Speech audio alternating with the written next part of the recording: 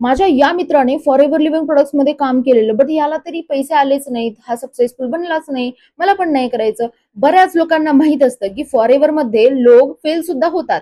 आणि तुम्हाला सांगते, मग अशी कोणतीच इंडस्ट्री नाहीये जिथे 100% रेशो येतो as compare to other fields. Forever living products मध्ये ना सक्सेस रेशो खूप भारी आहे, जे लोक मेहनत करतील त्यांचा. आता मी तुम्हाला एक एक्झाम्पल देऊन सांगते. कॉम्पिटेटिव्ह एक्झामचा स्टडी हजारो लाखो लोक करत असतात. मग ते त्यांचा 100% एफर्ट देतात, खूप मेहनत करतात, पण त्याच्या मानाने ना रिझल्ट जो आहे तो त्याच्यातल्या खूप कमी लोकांना भेटत असतो. जर समजा आता 10,000 लोक अप्लाय करत असतील तर त्यातल्या कुठे 500-600 लोकांना भेटतो, बट बाकीच्या लोकांचे एफर्ट्स तर वायाच जातात ना. सो सिम्पल ही गोष्ट आहे. प्रत्येक इंडस्ट्रीमध्ये सक्सेस रेशो असतो. सो आता मी तुम्हाला 10 असे रिझन सांगणार आहे ज्या कारणांमुळे फॉरेव्हर मध्ये लोक फेल होतात. आणि त्याच्यातले ना 7वं आणि 8वं कारण जे आहे ना ते खूप महत्वाचं आहे. आणि त्याच्यामुळेच मोस्टली लोक जे आहे ते फॉरेव्हर मध्ये पैसा नाही कमवू शकत. सो सगळ्यात पहिलं जे कारण आहे ते आहे रॉंग एक्सपेक्टेशन. चुकीच्या एक्सपेक्टेशन्स घेऊन तुम्ही जर जॉईन करत असाल, जसं की यार याने तर गाडी घेतली एका वर्षामध्ये, 5 महिन्यामध्ये, 6 महिन्यामध्ये मी पण घेईल. भाई तुम्हाला सगळ्या गोष्टी जाणून घ्यायच्या आहेत अगोदर, मग करायचं आहे जॉईन. एक्सपेक्टेशन चुकीच्या जर असल्या ना तर पुढे दुःख होतं आपल्याला, जेव्हा आपल्याला त्या टाईपचे रिझल्ट भेटत नाहीये जे आपण एक्सपेक्ट केलेले असतात. सो झिरो एक्सपेक्टेशन सोबत तुम्ही काम स्टार्ट केलं पाहिजे. दुसरं रिझन आहे, तुम्ही जेवढे एफर्ट्स घालाल ना तेवढंच तुम्हाला रिझल्ट येईल. तुम्हाला जास्त रिझल्ट नाही येणार तुम्ही घातलेल्या एफर्ट्स वरती.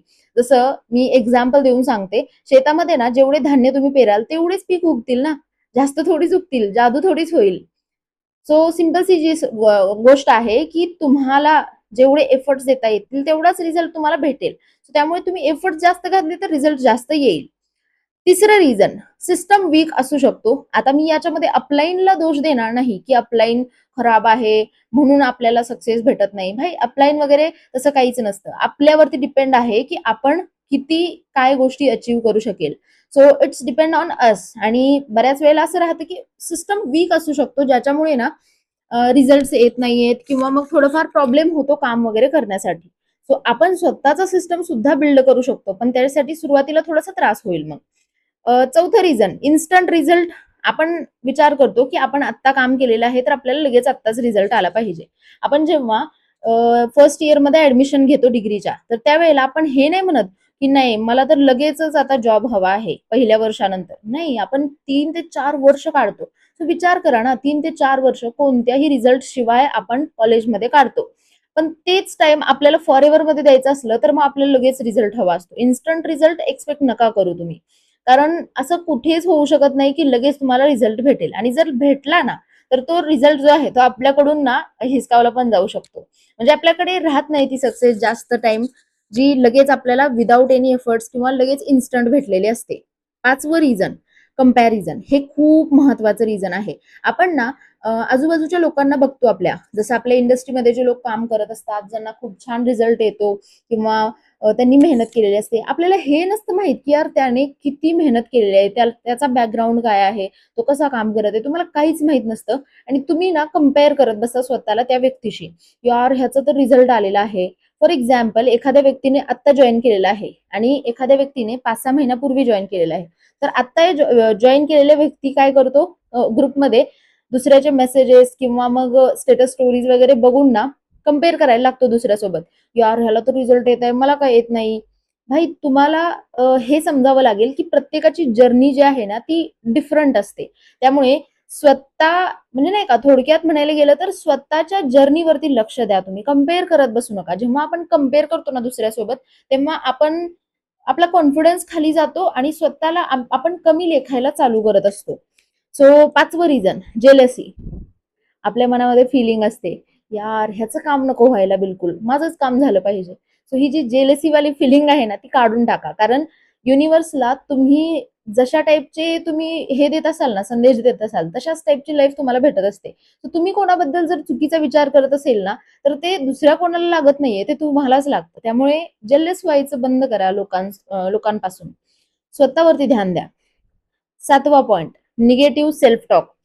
खूप सारे लोक काय करतात, स्वतःला खाली खेचण्याचं काम करतात. म्हणजे आता मला एक गोष्ट सांगा, एक्झाम्पल, तुम्ही कधी फाटके कपडे घातलेले आहेत का? आवडतात का तुम्हाला फाटके कपडे घालायला?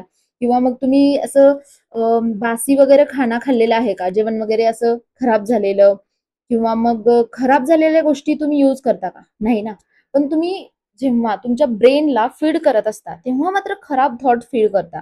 म्हणजे यार माझं काम का होत नाही, यार मला जमणारच नाही, यार मला माझ्यासोबत लोक जॉईनच करत नाहीत. म्हणजे आपण निगेटिव्ह बोलतो स्वतःशीच.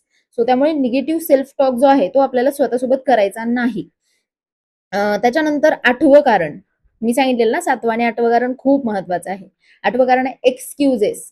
आपण आपल्या मेंटॉर्सना किंवा दुसऱ्या लोकांना एक्सक्युजेस देत असतो. एक्सक्युजेस काय? की मी तर आता आजारी आहे, मला कसं तरीच होतंय, माझं मन नाही होत किंवा मी बाहेर आहे किंवा मी ट्रॅव्हलिंगमध्ये आहे, सो मी मीटिंग नाही अटेंड करू शकणार. म्हणजे आपण ना विनाकारण काही वेळेला खोटं पण बोलत असतो. सो ते जे एक्सक्युजेस आपण दुसऱ्याला देतो ना, तर ते दुसऱ्यासाठी नसतात, ते आपल्यालाच लागतात उलटा. मी तुम्हाला सांगते, ज्यावेळेला मी कॉलेजमध्ये होते ना, त्यावेळेला माझं 9 to 6 कॉलेज असायचं. So I used to work in the college as well. म्हणजे मला ना कॉलेजमध्ये सुद्धा मी काम वगैरे करायचे क्लासमध्ये बसून.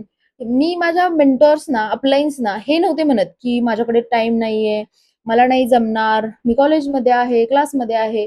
मी बाहेर उठून यायचे क्लासमधून वगैरे आणि एखादा कॉल असेल तर तो अटेंड करायचे. सो सिंपलची गोष्ट आहे, ज्याला ना करायचं असतं तो रस्ता शोधत असतो आणि ज्याला नाही करायचं ना तो बहाणा शोधत असतो. आणि जे बहाणे तुम्ही शोधता आणि दुसऱ्याला सांगता ना, ते दुसऱ्याला नाही सांगत आहे, ते तुम्ही स्वतःला सांगता, स्वतःच्या करिअरला सांगता, स्वतःच्या सक्सेसला तुम्ही ते बहाणे सांगत आहे.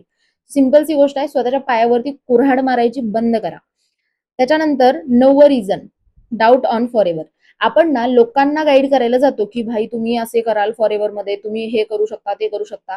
आणि आपल्याच दिमागमध्ये ना बऱ्याच वेळेला हा थॉट येतो, की यार माझं फॉरएव्हर मध्ये काय होईल की नाही.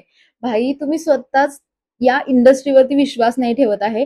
And why are you guiding the people? लोकांना तुम्ही ज्ञान वाटत आहे आणि स्वतःचाच तुमचा विश्वास नाही फॉरएव्हर वरती. तर असं जर केलं तुम्ही तर तुमच्यासोबत लोक नाही जॉईन करणार. सिंपलची गोष्ट आहे. आणि 10वं रिझन, जे की खूप इम्पॉर्टंट आहे तसं तरी, एन्व्हायरमेंट. एन्व्हायरमेंट तुमचं कसं आहे ना हे डिपेंड करतं. सो जसं की एक्झाम्पल मी तुम्हाला देते. तुम्ही कधी बाथरूम मध्ये बसून तर जेवण नाही करणार किंवा किचन मध्ये बसून तर अंघोळ नाही करणार. तर सिंपलची गोष्ट आहे, जिथे काम करायचंय तिथे तुम्ही काम कराल. सो तुम्हाला जर एखादं वर्क प्लेस असेल तुमच्याकडे तर तुम्ही तिथे बसून काम करू शकता. आणि जसं मी कॉलेजमध्ये होते त्यावेळेला माझ्याकडे वर्क प्लेस वगैरे असं काहीच नव्हतं. मी रूममध्ये वगैरे बसून काम नव्हते करू शकत, कारण लेडीज हॉस्टेलमध्ये मी राहत होते.